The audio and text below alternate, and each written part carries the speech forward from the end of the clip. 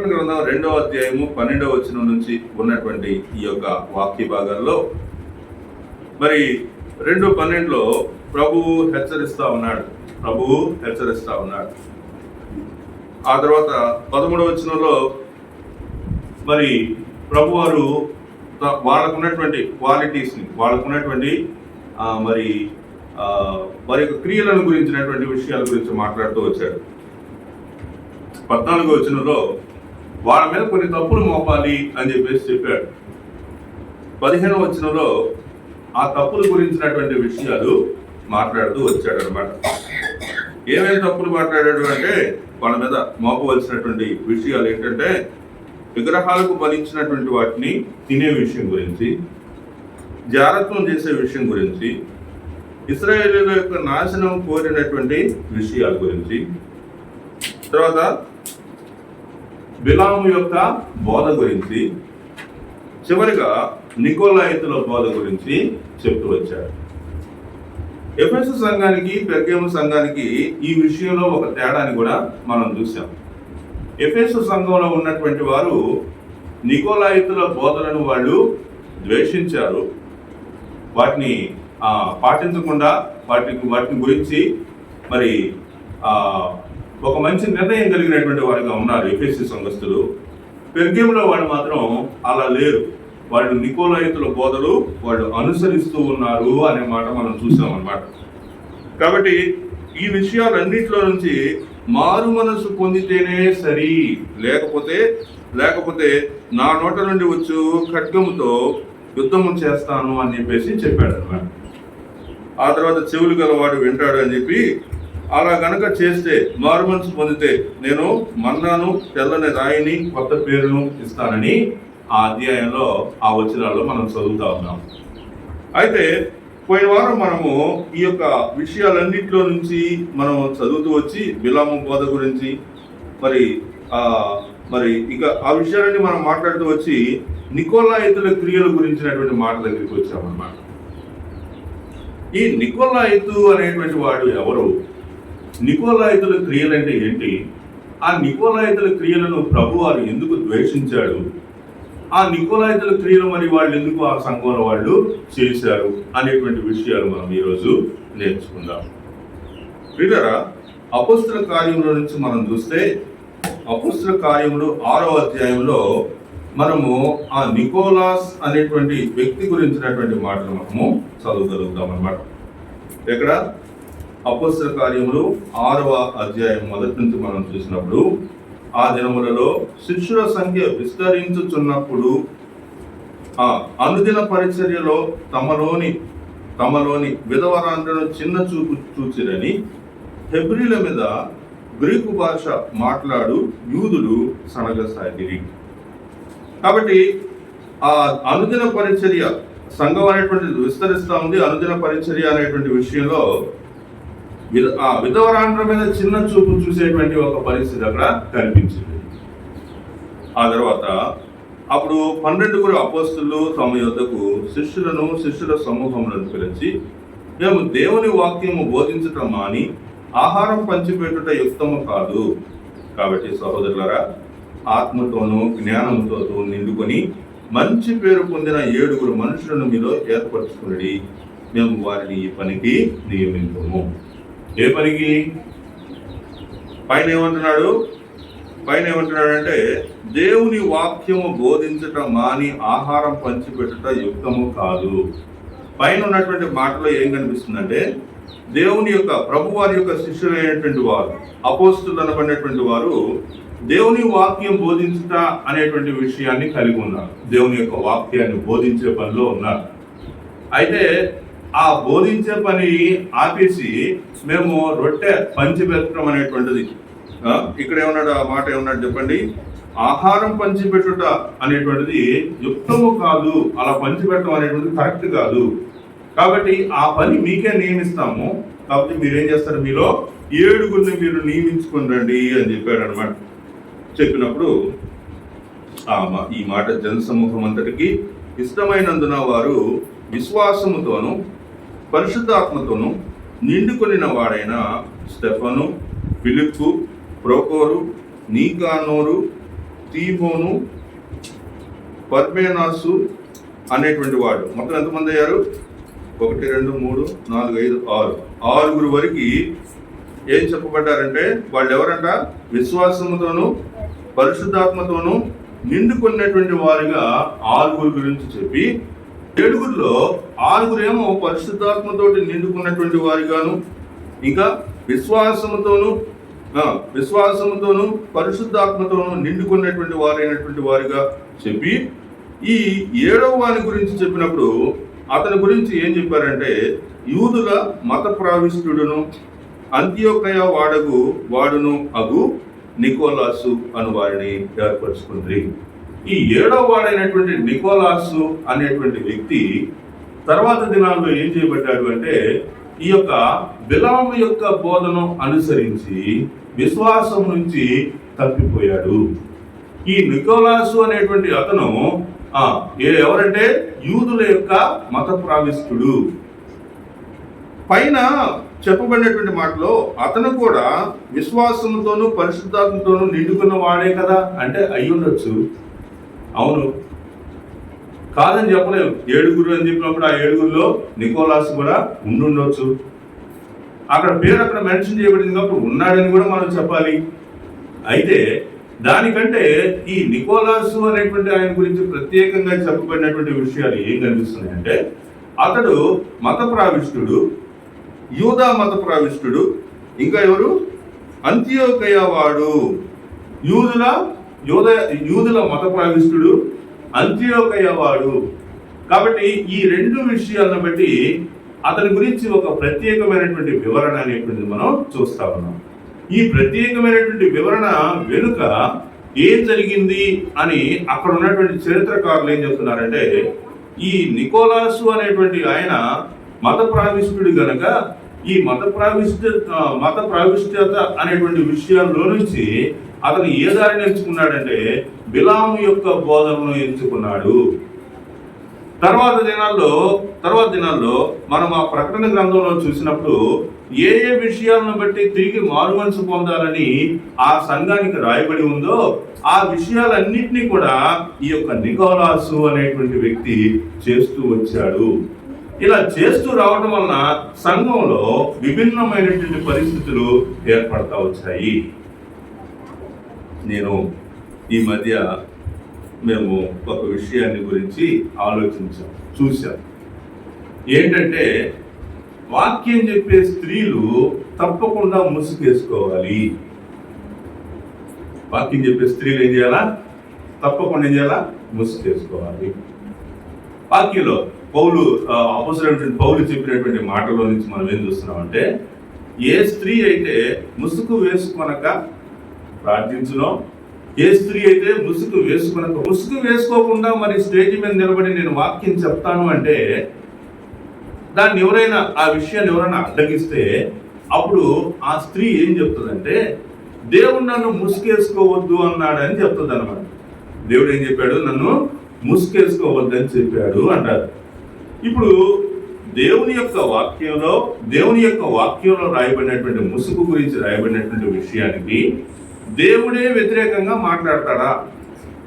చెప్పండి. దేవుడు వాక్యంలో రిటర్న్ గానేమో ముసుగేసుకోవాల్సిందే అని చెప్పి ఒక సహోదరికి ఆమెకి కళ్ళలో కానీ దర్శనంలో కానీ లేకపోతే ప్రవచనం ద్వారా కానీ నిన్ను ముసుగేసుకోవద్దని దేవుడు చెప్తున్నాడమ్మా అని చెప్తాడా? చెప్పడు. కాబట్టి ముసుగేసుకోవాల్సిన పర్లేదు అనేటువంటి బోధ ఎక్కడి నుంచి వచ్చింది? ఈ నికోలాయితుల బోధ నుంచే వచ్చింది. అమ్మా, నువ్వు ఫలానా సిఎస్ఐ చర్చికి వెళ్తావు, ఫలానా బ్యాప్టిస్ట్ చర్చికి వెళ్తావు, లేకపోతే అది ఏంటంటే దాన్ని ఇంకో ఇలా అంటారు, దాన్ని ఏమంటారంటే బైబిల్ మిషన్ చర్చికి వెళ్తావు. కాబట్టి అక్కడ ముసుగేసుకునేటువంటిది పెద్ద విషయం ఏం కాదు, కాబట్టి ముసుగేసుకోవద్దు అని చెప్పేసి చెప్పారు అనుకోండి. వాళ్ళు దేని ప్రకారం ఉన్నారు? వాళ్ళు వాక్య ప్రకారం లేరు, వాళ్ళు నికోలాయితుల బోధ ప్రకారమే ఉన్నారు. దేని ప్రకారం ఉన్నారు వాళ్ళు చెప్పండి? నికోలాయితుల బోధ. కాబట్టి ప్రియులారా, ఈ విధంగా చెప్తూ వెళ్తే నేను మీకు కొన్ని విషయాలు చెప్తే మీరు ఆశ్చర్యపోతారు. ఈతంలో కూడా వాళ్ళ నాన్న దిగాడని కూడా అనుకుంటారు మీరు కొన్నిసార్లు. అర్థమైందా? మా నాన్న ఎందుకని కొన్ని విషయాల్ని సహించలేదు అనే విషయాన్ని ఇప్పుడు మేము అర్థం చేసుకుంటా ఉన్నాం. అదేదో ఒక ఇల్లు ఓపెనింగ్ జరిగిందంట మా చిన్నతనంలో. జరిగితే వాళ్ళ ఇంటి గడపలకి పసుపు పూసారు. ఇంటి గడపలకి ఏం పూసారు? పసుపు పూసారు. పసుపు పూసి పాస్టర్ గారు వచ్చి ప్రార్థన చేయండి అని నాన్నకి చెప్పారు.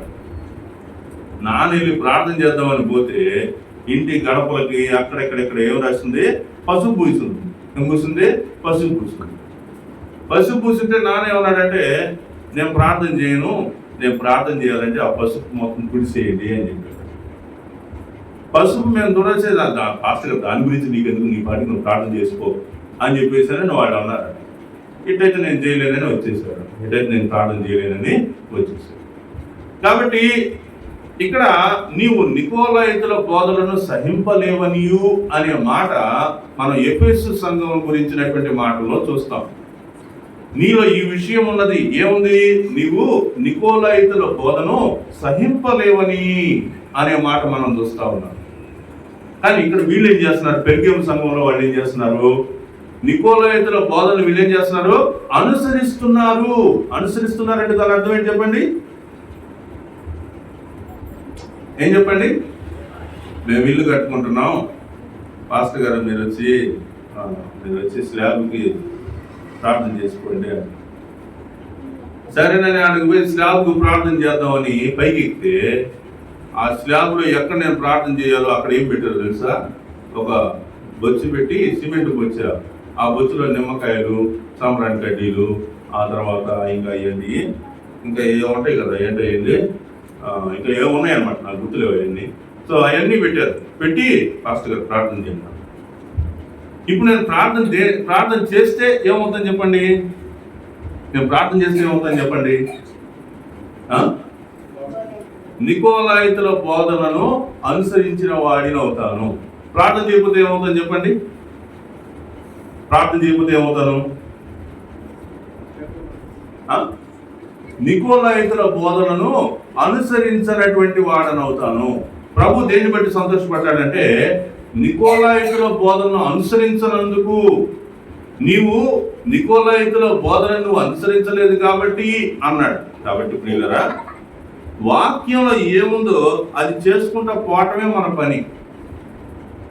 వాక్యానికి విరుద్ధమైనటువంటి విషయాలు ఏమన్నా జరిగితే ఆ విరుద్ధమైనటువంటి విషయాలను నువ్వు చూసి చూడనట్టుగా ఎలా మనం చూస్తూ ఉన్నటువంటి వాక్యాల్లో ఇక్కడ 7గురిని ఏర్పరచుకుంటే, ఈ 7గురిలో నికోలాసు అనేటువంటి వ్యక్తి ఏమయ్యాడంటే, అప్పుడు బాగానే ఉన్నాడు, అప్పుడు పరిశుద్ధాత్మతో నిండుకున్నటువంటి వాడు, అప్పుడు విశ్వాసే, అప్పుడు విశ్వాసంలో స్థిరంగా ఉన్నవాడే.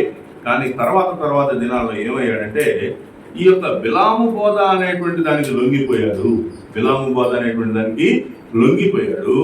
ఎప్పుడైతే బిలాము బోధకు లొంగిపోయాడో సంఘం దానికి సంతోషంగా చప్పట్లు కొట్టింది అనమాట. సంఘం దేనికి చప్పట్లు కొట్టింది? ఒకసారంట భక్తి సింగ్ గారు అనుకుంటా, ఆయన ప్రార్థన చేసుకుంటా ఉంటే ఆయన దగ్గరకు ఒక మినిస్టర్ ఎవరో వచ్చారంట. వచ్చి భక్తి సింగ్ గారితో మాట్లాడాలి, ఆయన బయటికి రమ్మనండి అని చెప్పేసి అన్నారు. అక్కడ ఉండే అసిస్టెంట్లు ఉంటారు కదా, సహోదరులు, వాళ్ళు పాస్టర్ గారు, అయ్యగారు లోపల బ్రదర్ ప్రార్థన చేసుకుంటున్నారని మళ్ళీ కాసేపు వస్తే మళ్ళీ ప్రార్థన చేసుకుంటున్నాడు. మళ్ళీ రాలేదు, బయటికి రాలేదు. అట్లా ఆయన 2-3 రోజులు, వారం రోజులు, మరి మొత్తం ఒక రోజు మొత్తానికి తిరిగి ఇంక ఈయన రావట్లేదని వెళ్ళాడు బయట. మీరు ఎవరు వస్తే ఆగిపోతారు చెప్పండి? బంధువులు వస్తే చాలా ఆగిపోతారు. నికోలాయితుల బోధను అనుసరించేటువంటి వాళ్ళు అలా ఉంటారన్నమాట. ఆదివారం వస్తుంది అనగా ఆదివారాన్ని అడ్వాంటేజ్ గా తీసుకొని వేరే పనులకు వెళ్ళిపోతున్నారే, వాళ్ళందరూ కూడా ఎవరంటే నికోలాయితుల బోధల విషయంలో సంతోషపడేవాళ్ళు. నికోలాయితుల బోధ అనేటువంటిది వాళ్ళకి చాలా సంతోషం. ఎందుకని? నికోలాయితుల బోధలో ఏముందంటే శరీరానికి అనుకూలమైనటువంటి విషయాలు ఉన్నాయి. ఈ శరీరం సంతోషించే విషయాలు కనిపిస్తుంది. ఈ శరీరం ఏ విషయాన్ని బట్టి సంతోషపడుతుంది? ఈ లోకపరమైన విషయాలను బట్టి ఈ శరీరం సంతోషపడుతుంది. శరీర క్రియలు స్పష్టమై ఉన్నాయి, శరీర కార్యాలు అపవిత్రత అంటే రివర్స్ లో చెప్తున్నాం మనం ఇక్కడ. అపవిత్రత అంటేనేమో అపవిత్రత దేనికి సంబంధించింది? నికోలాయితుల బోధకు సంబంధించింది. పవిత్రత దేవునికి సంబంధించింది. కాబట్టి పవిత్రత అనేటువంటిది మనం సంపాదించుకోవాలి. అపవిత్రత తర్వాత కాముకత్వం అనే దానికి ఒక ఎగ్జాంపుల్ చెప్తా చూడండి. టీవీలో బాగా సినిమాల్లో నటించిన ఒక సహోదరి ప్రభువుని నమ్ముకొని ఆమె వాక్యం చెప్పడానికి వచ్చింది. ఆ వాక్యం చెప్పడానికి వస్తే ఆ వెనుకటి జనం పొలోమని పోతా ఉంటారు. ఆమె కూడా కష్టాలు వస్తాయి కదా, మనిషి అన్న కష్టాలు రాకుండా ఉండవు కదా. కష్టం వచ్చినప్పుడు కొన్నిసార్లు ఆ సెలబ్రిటీ వాళ్ళు ఏం చేస్తారంటే మళ్ళీ వెనక్కి వెళ్ళిపోతారు. అంగీకరించి ఆ బోధ ప్రకారం పోవడానికి ఇష్టపడతా ఉన్నారు. కొన్నిసార్లు మనం కూడా ఆ దాంట్లో చిక్కుకుంటా ఉంటాం అన్నమాట. మనం కూడా ఏం చేస్తుంటాం, ఆ విషయాల్లో చిక్కుకుంటా ఉంటాం. ఒక షాప్ ఓపెనింగ్కి నేను వెళ్ళా ఒకసారి వేరే ఆయనతో. ఆయన పాస్టర్, ఆయన తోటి పోతే అక్కడ అది షాప్ ఎవరితో వేరే వాళ్ళు అనమాట, క్రైస్తవులు కాదు వాళ్ళు. పోగానే ఆడ పూజలు పునస్కారాలు చేసి వచ్చిన వాళ్ళందరికీ అవి పెడుతున్నారు, తినే పెడుతున్నారు. వాళ్ళని సంతోష పెడితే వాళ్ళు ఏం చేస్తారు, వాడు మన దగ్గరికి వస్తారు. వాడు మన దగ్గరికి వస్తే ఏమవుతుంది, మనం వాడిని రక్షించవచ్చు, ప్రభు దగ్గరికి నడిపించవచ్చు అని. కానీ అది జరిగిన తర్వాత పరిస్థితి అలా అవ్వాల, పరిస్థితి వేరేలాగైంది. ఏమైందంటే ఆ షాప్ పెట్టినటువంటి ఆవిడ, చేతుల షాప్ పెట్టిన ఆవిడ వాళ్ళ ఫ్రెండ్స్ తోటి ఏం చెప్పిందంటే, వాళ్ళ దేవుడు మన దేవుడు ఒకటే, సేమ్. నేను వాళ్ళ దగ్గరికి వచ్చి పలహారం పెట్టారు, మన దగ్గరికి వచ్చినప్పుడు మన దేవుడు పెడితే కూడా వాళ్ళు కూడా తిన్నారంటే దాని అర్థం ఏంటి చెప్పండి? సమానమే కదా, ఇద్దరు ఒకటే కదా. కాబట్టి వాళ్ళ దేవుడు వాళ్ళకి, మన దేవుడు మనకి, దానివల్ల ఏం ఉపయోగపడింది? కాబట్టి ప్రియులారా, ఈరోజు మనం కొద్దిగా నిదానంగా ఏం అర్థం చేసుకుంటున్నామంటే, ప్రభువారు తృణీకరించిన లేదా ప్రభువారు అంగీకరించినటువంటి ఈ యొక్క నికోలాయితుల బోధ అనేటువంటిది బైబిల్లో మాత్రమే మనకు కనిపిస్తుందా, లేకపోతే ఈ బోధ అనేటువంటిది ఈ రోజుల్లో కూడా మన యొక్క జీవితాల్లో కూడా కనిపిస్తూ ఉందా? ఒక ఆయన అయితే తెగించి ఏమన్నాడంటే, క్రిస్మస్ స్టార్ తర్వాత ట్రీ పెడుతున్నారే, అవి కూడా నికోలాయితుల బోధలో భాగాలే అన్నాడు. దానికి చాలా మంది కౌంటర్ వేసినా వాక్యంలో లేదు కదా, ఒప్పుకోక తప్పలేదన్నమాట. క్రిస్మస్ ట్రీ పెడుతున్నారు కదా, మరి అది వాక్యంలో లేదు కదా, లేనిది ఎట్ట చేస్తావు నువ్వు? నీ మనసు ఎందుకు అలాంటి విషయాన్ని కోరుకుంది? బైబిల్లో మనసు కోరుకొని ప్రవక్త చేయొద్దు, ఆ పని చేయొద్దు అని చెప్తే అతను పోయాడు. అతను పోయి, అయ్యా ఈ బంగారం ఇవన్నీ నాకు కావాలని చెప్పేసి అడిగితే తీసుకొచ్చుకున్నాడు. అప్పుడు ప్రవక్త ఏమన్నాడు, గజ్జి నువ్వు పోయేటప్పుడు నా ఆత్మ నీతో కూడా రాలేదా? కాబట్టి పెండింగ్ వర్క్ ఒకటి ఉంది. ఏంటి? ఆ నయమానికి విడిపోయినటువంటి కుష్టి వ్యాధి అనేటువంటిది వెయిటింగ్ లో ఉంది. అది ఎవరికి పట్టాలి? ఇప్పుడు నీకు పట్టాల. కాబట్టి ప్రియులరా, మనం ఎప్పుడు కూడా నికోలాయితుల బోధ అనే విషయాన్ని మనం గుర్తించకుండా ఉండటం వల్ల ఎన్నో పొరపాట్లు చేస్తున్నాం. ముమ్మాటికి మనం ఎన్నెన్నో పొరపాట్లు మనం చేస్తా ఉన్నాం. కాబట్టి వాక్యంలో రాయబడినటువంటి విషయాలకి మనం ఎదురు తిరిగేటువంటి వాళ్ళగా ఉన్నామా అనే విషయాన్ని మనము ఆలోచించుకోవాలి. రేపు 40 దినాల ప్రార్థన పరిచర్య తర్వాత బాప్తిస కార్యక్రమాలు ఉంటాయి. కాబట్టి బాప్తిసాల కొరకు సిద్ధపడండి అని నేను చెప్పినటువంటి విషయం మీరు వింటూ ఉన్నారు కదా. మీరు ఒక విషయాన్ని గుర్తుపెట్టుకోవాలి. బాప్తిసం కష్టాల నుంచి విడిపోవటం, కష్టాల నుంచి బయటపడటం కోసం బాప్తిసం కాదు. మీరు బాప్తిసం గురించి ఆలోచించాల్సిన విషయం ఏంటంటే, బాప్తిసం తీసుకుంటే కష్టాల నుంచి బయటపడతాం అనేది దానికోసం బాప్తిసం కాదు. బాప్తిసం నువ్వు ఎప్పుడు తీసుకోవాలి, ఎందుకు తీసుకోవాలో తెలుసా? బాప్తిసం ఎందుకు తీసుకోవాలంటే, నేను చేసిన పాపాల నుంచి నన్ను విడిపించడానికి క్రీస్తు ప్రభువారు ఈ భూలోకానికి వచ్చాడు. భూలోకానికి వచ్చిన ప్రభువు నా పాపాలు తొలగించడానికి నా కోసం ఆయన మరణించాడు. కాబట్టి ఆయన నేను నమ్ముకుంటున్నాను. ఎందుకు నమ్ముకుంటున్నాను? నా పాపాల నుంచి విడిపించినటువంటి ప్రభువు ఆయన నేను నమ్ముకోవడం ద్వారా ఆయన ద్వారా నాకు పాప విముక్తి ఒకటే కాదు, పరలోక భాగ్యం కూడా లభిస్తుంది. ఇది అన్నమాట. ఇందుకోసం మనం బాప్తిసం తీసుకుంటాం. అంతేగాని బాప్తిసం తీసుకుంటే కష్టాలు పోతాయి, బాప్తిసం తీసుకుంటే జీవితం మారిపోతాయి, బాప్తిసం తీసుకుంటే అన్ని మారిపోతాయి అనే దానికోసం కాదు. గుర్తుపెట్టుకోండి, చాలా మంది అలాంటి అపోహలో ఉన్నట్టున్నారు. మందు అలవాటు ఉంది, సిగరెట్ అలవాటు ఉంది, బాప్తిసం తీసుకుంటే అవి పోతాయి అని అనుకుంటే పొరపాటు. ఏం బావు, ఎట్లే ఉంటాయి. నువ్వు మార్పు చెందిన దాకా. ఎప్పుడు దాకా? నీ సొంతగా నువ్వు మార్పు చెందిన దాకా. నీ సొంతగా నువ్వు మార్పు చెందకుండా ఏమీ అవ్వదు, ఎప్పుడులాగే ఉండదు. ఈ విషయంలో నికోలాయితుల బోధ గురించి చెప్పనా? పాస్టర్, నువ్వు ఇట్లా మాట్లాడుతున్నావు కానీ పట్టవు, మన మైండ్ దాకా పోవయి, వాళ్ళు వీళ్ళు ఒకటే అనుకుంటారు. కాబట్టి ప్రియులరా, మీరు ఈ విషయాలను జాగ్రత్తగా ఆలోచించాలి. నికోలాయితుల బోధ అనేది చాలా చాలా అత్యవసరం. దీని గురించి మనం వినేటప్పుడు అపవాది ఏం చేస్తాడంటే మనకు నిద్ర వచ్చేటట్టు చేస్తాడు. అపవాది ఏం చేస్తాడు చెప్పండి? బాగా నిద్ర వచ్చేటట్టు చేస్తాడు. అమ్మా సహోదరి ఇల్లారా, నిద్రపోయే వాళ్ళందరూ హల్లెలూయా చెప్పండి. హల్లెలూయా. చాలా వరకు మనం ఎప్పుడు వినటానికి అపవాదికి ఇష్టం లేనటువంటివి మనం మాట్లాడుకుంటున్నాం. కాబట్టి అపవాది రకరకాలైనటువంటి ఉద్దేశాలు మనలోకి తీసుకొస్తాడు. రకరకాలైన ఉద్దేశాలు, ఎక్కడ లేని మత్తు ఇప్పుడే తీసుకొస్తాడు. వాక్యం వినకుండా చేస్తాడు.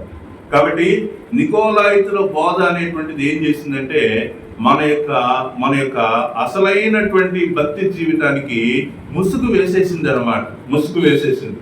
కాబట్టి మనం అసలైనటువంటి భక్తిలోనికి రావాలి అని ప్రభువారు ఈ యొక్క పెర్గము సంఘానికి రాస్తూ ఈ పెర్గము సంఘంలో ఆ విషయాలన్నిటి గురించి మాట్లాడుతూ వచ్చాడనమాట. మన వాక్యంలో ఈ పెర్గము అనేటువంటి మాటను పెద్దగా చూడం కానీ, ఎక్కడో ఒక 2-3 వచనాల్లో చెప్తే ఎక్కడ చూడం కానీ, పెర్గము సంఘంలో జరిగినటువంటి విషయాలను అయితే మాత్రం మనం నేర్చుకోవాలి. ఎందుకు నేర్చుకోవాలి అంటే మన యొక్క అనుదిన జీవితంలో మనం ఏ భక్తిని అయితే మనం కొనసాగిస్తున్నామో, ఏ భక్తిని మనం పాటిస్తున్నామో, నిజానికి ఆ భక్తి చాలా వరకు దారి తప్పిన భక్తే. కానీ మనం ఏం చేస్తున్నాం? తెలుసుకోలేదు. కాబట్టి అదే భక్తిలో మనం ఇప్పటికీ కూడా కొనసాగుతూనే ఉన్నాము. ప్రియులరా, నేను ఒక 2-3 వచనాలు మాత్రమే చెప్పాలనుకుంటున్నాను. మరి ఈ దినము మనం నేర్చుకుంటున్నటువంటి విషయాల్లో ఈ యొక్క పెర్గము సంఘములో అనుసరించినటువంటి నికోలాయితుల బోధ గురించి, అంటే క్రైస్తవ విశ్వాసము మరియు విగ్రహాలపై విశ్వాసము అనేటువంటి ఈ 2 విషయాలు కలిపినటువంటిది ఈ యొక్క నికోలాయితుల బోధ. ఏమేమి విషయాలు? క్రైస్తవ విశ్వాసంతో విగ్రహాలకు బలి అర్పించేటువంటి విషయాలు, అంటే విగ్రహారాధన అనేటువంటి విషయాలను రెండింటిని కలిపినటువంటిది ఈ యొక్క నికోలాయితుల బోధ. అందుకే కొన్ని విషయాల్లో మనం దాన్ని ఏం చేస్తున్నామంటే అంగీకరించక తప్పనేటువంటి పరిస్థితిలో ఉంటూ ఉన్నాం అన్నమాట. కాబట్టి నికోలాయితుల విశ్వాసం వాళ్ళ యొక్క విశ్వాసంగా భావించరు. ఒకవేళ మీ మనసుకి ఇలా అనిపిస్తుందేమో ఆలోచించండి. విగ్రహాలకు అర్పించినటువంటి దాన్ని తినటం పాపం కాదు అని మీకు అనిపిస్తే మీరు ఏ బోధలో ఉన్నారు? నికోలాయితుల బోధలో మీరున్నారు. ఎవరైనా ఎక్కడైనా విగ్రహాలకు అర్పించిన దాన్ని నీకు తినమనిస్తే నువ్వు ఏమి పట్టించుకోకుండా తినేసావు అంటే ఏ బోధలో ఉన్నావు? నువ్వు నికోలాయితుల విశ్వాసం అనేటువంటి దాంట్లో ఉన్నావని గ్రహించాలి. తర్వాత అపోస్తలుల బోధ నుండి మనను తప్పించేటువంటిది ఈ నికోలాయితుల బోధ. అపోస్తలుల బోధలో 4 ప్రమాణాలు ఉంటాయి. ఏంటి ఆ 4 ప్రమాణాలు చెప్పండి? అపోస్తలుల బోధ ఎందును, సహవాసమందును, రొట్టె విరుచుట ఎందును, ప్రార్థన చేయుట ఎందును. ఈ 4 విషయాలు ఉన్నాయే. ఒకవేళ ఈ 4 విషయాలు నువ్వు కనుక నీ జీవితంలో పాటించలేకపోతున్నావు అంటే ఏ బోధలో ఉన్నావు? నికోలాయితుల విశ్వాసంలో ఉన్నావు. అనుదినము మీ ఇంట్లో నువ్వు వ్యక్తిగతంగా ప్రార్థన చేసుకోగలుగుతున్నావా? వాక్యం ధ్యానం చేయగలుగుతున్నావా?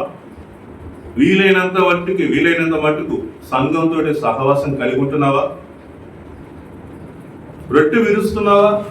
ఈ విషయాలన్నీ మనం ఎప్పుడైతే పాటించడంలో తప్పిపోతుంటామో నికోలాయితుల బోధ వైపు మనం మొగ్గు చూపుతున్నామని ఆలోచించాలి.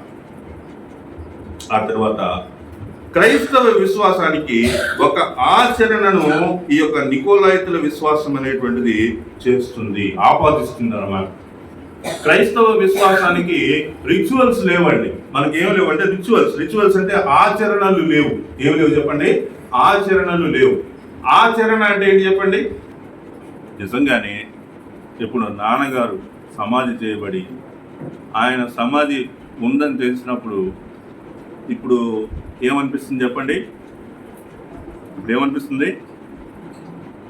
అది తప్పు కాదు అని నేను ఇప్పుడు చెప్పగలుగుతానా?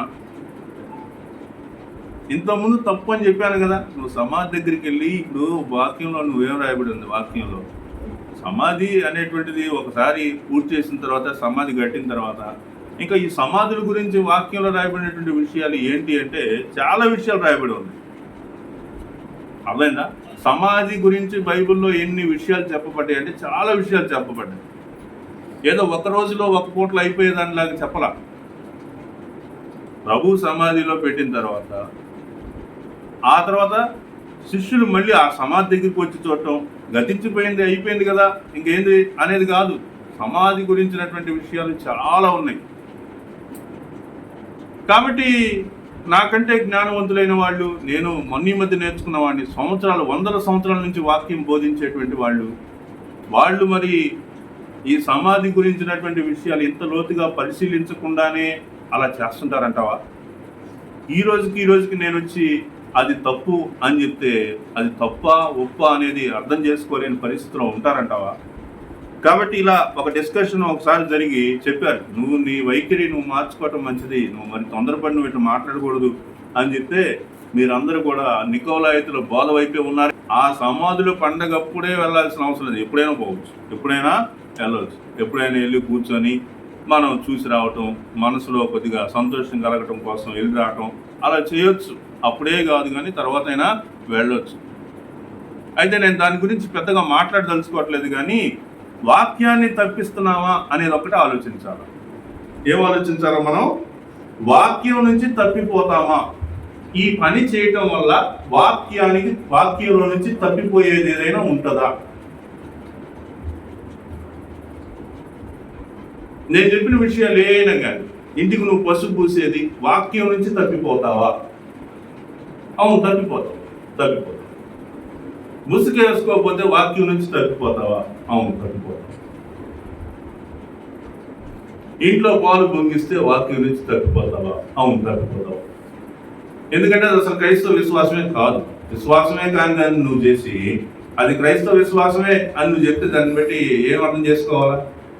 నికోలాయితుల బోధనే అర్థం చేసుకోవాలి. సరే, మరి ఒకవేళ మనం ప్రశ్నించుకున్నప్పుడు ఈ నికోలాయితుల బోధ అనేటువంటి విషయంలోనే నేను ఉన్నాను అనేటువంటి విషయం కనుక ఒకవేళ మీకు అనిపిస్తే దానికి ఏం చేయాలి? మనం ఏం చేయాలండి? దానికి ఏం చేయాలి చెప్పండి? నిర్గమాకాండంలో ఒక మాట చదువుదాం చూడండి, లేకపోతే కొరింథీయులకు రాసిన పత్రికలో చదువుదాం. 1 కొరింథీ 10వ అధ్యాయము 14వ వచనం చూస్తే, కాబట్టి నా ప్రియులారా విగ్రహములకు దూరముగా పారిపోండి, బుద్ధిమంతులతో మాట్లాడినట్లు మీతో మాట్లాడుచున్నాను, నేను చెప్పు సంగతిని మీరే ఆలోచించుడి. మనము దీవించు ఆశీర్వచనపు పాత్రలో త్రాగుట క్రీస్తు రక్తంలో పాలు పుచ్చుకున్నటే కదా, మనం విరుచు రొట్టె తినుట క్రీస్తు శరీరంలో పాలు పుచ్చుకున్నటే కదా.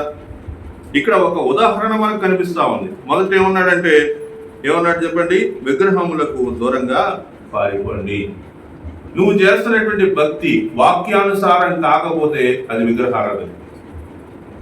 నువ్వు అనుసరిస్తున్నటువంటి విశ్వాసం వాక్యానుసారం కాకపోతే అదేం చెప్పండి? అది విగ్రహారాధనే, నికోలాయితుల బోధే అని మనం అర్థం చేసుకోవాలి. ఏదైనా కావాలి అంటే మనం ఏం చేయాలంటే ప్రార్థన చేసుకోవాలి. ఏం చేయాలమ్మా? ప్రార్థన చేసుకోవాలి. కానీ ఆయన సంఘంలో ఏంటంటే మధ్యలో హోమం ఉంటుంది. ఏముంటుంది? హోమం. మనకు కావాల్సిన విషయాలన్నీ ఒక పేపర్ మీద రాయాలి. ఏం రాయాలా? పేపర్ మీద రాయాలి. పేపర్ మీద రాసి తీసుకెళ్ళి అక్కడ హోమంలో వేసి ప్రార్థన చేయాలి. అర్థమైందా?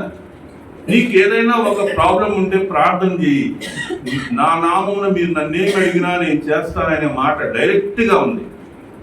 దానికి మళ్ళీ నువ్వు హోమం ఒకటి గుండం ఒకటి పెట్టి దాంట్లో పేపర్ మీద నీకు కావాల్సిన విషయాలన్నీ రాసి దాంట్లో వేయాల్సిన అవసరం లేదు. మరి ఎందుకు చేస్తున్నాడు అట్టగా?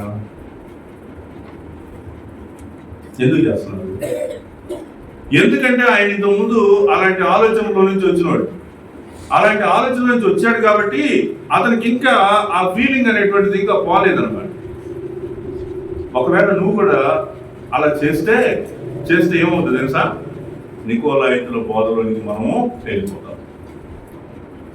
కాబట్టి ప్రియులారా, నేను ఇలా వాళ్ళ గురించి వీళ్ళ గురించి అని మాట్లాడటం కాదు, కానీ ప్రజలందరూ ఏమవుతున్నారు అంటే నికోలాయితుల బోధని చాలా బాగా ఇష్టపడి విశ్వాసం నుంచి దారి తప్పిపోతున్నారు, విశ్వాసం నుంచి తొలగిపోతున్నారు, సులభంగా తొలగిపోతున్నారు. అర్థమైందా? నికోలాయితుల బోధ దేవుని యొక్క మార్గాన్ని తప్పిస్తుంది.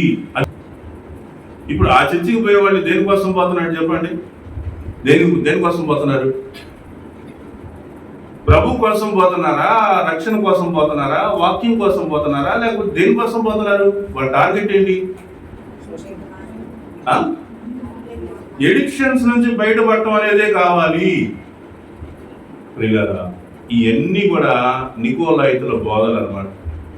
విశ్వాసం నుంచి తప్పించే మార్గాలు. నువ్వు ఇంతవరకు ఏ విశ్వాసం కొనసాగుతున్నావో దాన్ని తప్పించేసి నువ్వేదో ఒక చిన్న విషయం కోసం నీ దారి మార్చేసుకుంటున్నావు అంటే అదే చెప్పండి, నికోలాయితుల బోధ. ఈ రకంగా మనం కనుక నిజ జీవితంలో మనం ఆలోచించుకుంటా ఉంటే మన జీవితంలోనే చాలా విషయాలు నికోలాయితుల బోధకు సంబంధించిన విషయాలు ఉంటాయి. సింపుల్గా ప్రభు చెప్పిన మాట ఏం చెప్పండి? ఏం చెప్పాడు నికోలాయితుల బోధ గురించి? వాటిని నేను ద్వేషిస్తున్నాను. ఎఫెసు సంఘానికి ఏం చెప్పాడంటే వాటిని నేను ద్వేషిస్తున్నాను, నువ్వు కూడా వాటిని ద్వేషిస్తున్నావు అని చెప్పాడు. పెర్గము సంఘం దగ్గరికి వచ్చినప్పుడు ఏం చెప్పాడంటే అలాంటి నికోలాయితుల బోధలు నువ్వేం చేస్తున్నావు? అనుసరిస్తున్నావు. కాబట్టి ఆ విషయాల్లో నువ్వు కనుక మారు మనసు పొందితేనే సరి, లేకపోతే నేను నా నోటి నుండి వచ్చేటువంటి ఖడ్గంతో నేను నీతోటి యుద్ధం చేస్తానని చెప్తా ఉన్నాను. కాబట్టి ప్రియులరా, ఈ యొక్క ఆరాధనలో చేరి వచ్చినటువంటి మనము గతించిన వారంతో మనం పోల్చి చూసినప్పుడు ఒక ప్రాముఖ్యమైన విషయాన్ని మనం నేర్చుకుంటా ఉన్నాం. ఏంటంటే తిరిగి మారు మనసు పొందుట. విషయం ఏంటి చెప్పండి? తిరిగి మారు మనసు పొందుట. తిరిగి మారు మనసు పొందేటువంటి క్రమంలో రెండు సంఘాలని మనం చూస్తూ వచ్చాం. ఏంటా రెండు సంఘాలు? ఎఫెసు, పెర్గము. ఈ పెర్గముతో పోల్చుకుంటే ఎఫెసు చాలా తక్కువ, దాని మీద ఒకే ఒక నేరం మోపబడింది. ఏంటంటే నీవు మొదట నీకు ఉండినటువంటి ప్రేమ నువ్వు మర్చిపోయావు, దాన్ని నువ్వు సరి చేసుకోమని చెప్పాడు. కానీ ఇంకేం చెప్పాడంటే వాళ్ళ ఉన్న మంచి విషయం ఏం చెప్పాడంటే నువ్వు నికోలాయితుల బోధనని ద్వేషిస్తున్నావు, సహింపలేకుండా ఉన్నావు, నేను కూడా నికోలాయితుల బోధన సహింపలేకుండా ఉన్నాను అని చెప్పాడు. మరి ఈ పెర్గము సంఘాల దగ్గరికి వచ్చినప్పుడు నువ్వు ఏం చేస్తున్నావు? నికోలాయితుల బోధనను అనుసరిస్తున్నావు. దాని నుంచి నువ్వు మార్చుకుంటే తప్పితే, తిరిగి నువ్వు మారు మనసు పొందితే తప్పితే నేను నీతో యుద్ధం చేస్తానంటున్నాను. నేను నిన్ను క్షమిస్తాను, నీ బలహీనతను బట్టి క్షమిస్తానని అన్నట్లా నా నోటి నుండి వచ్చేటువంటి ఖడ్గంతో యుద్ధం చేస్తానంటున్నాడు. కాబట్టి దేవుని చేతిలో మనం యుద్ధానికి మనం అప్పగించుకుంటామా, నికోలాయితుల బోధన నుంచి తప్పించబడతామా అనే విషయాలని మనమే ప్రశ్నించుకుంటూ ప్రతి ఒక్కరి జీవితంలో, నేను నువ్వు మనందరి జీవితంలో పెర్గము సంఘానికి ఆపాదించబడినటువంటి విషయాలు, అనేకమైన విషయాలు మనలో, మన కుటుంబాల్లో, మన యొక్క జీవితాల్లో ఉంటూ ఉన్నాయి కనుక ప్రశ్నించుకొని ప్రభా పెర్గము సంఘంలో వాళ్ళు పాటించినటువంటి విషయాల్లో అనేకమైన విషయాలు నా విశ్వాస జీవితంలో కూడా కొనసాగుతూ ఉన్నాయి. కాబట్టి నేను వాటి నుంచి మారు మనసు పొంది నేను నా యొక్క యథార్థ ప్రవర్తనతోటి, ఇంతకుముందు నాకు ఉండేటటువంటి విశ్వాసం, ఇంతకుముందు నేను పాటించినటువంటి విశ్వాసంతో నేను నడవాలని నేను తీర్మానించుకుంటున్నానని మీరు కూడా తీర్మానించుకుంటే దేవుడు మీకు తన యొక్క మన్నానిస్తాడు, కొత్త రాతినిస్తాడు. దాని మీద ఎప్పుడు ఎవరు తెలుసుకునేటువంటి ఒక కొత్త పేరు మీకు రాయబడుతుంది. దేవుడు అట్టి కృప మనకు దయచేయండి కాక.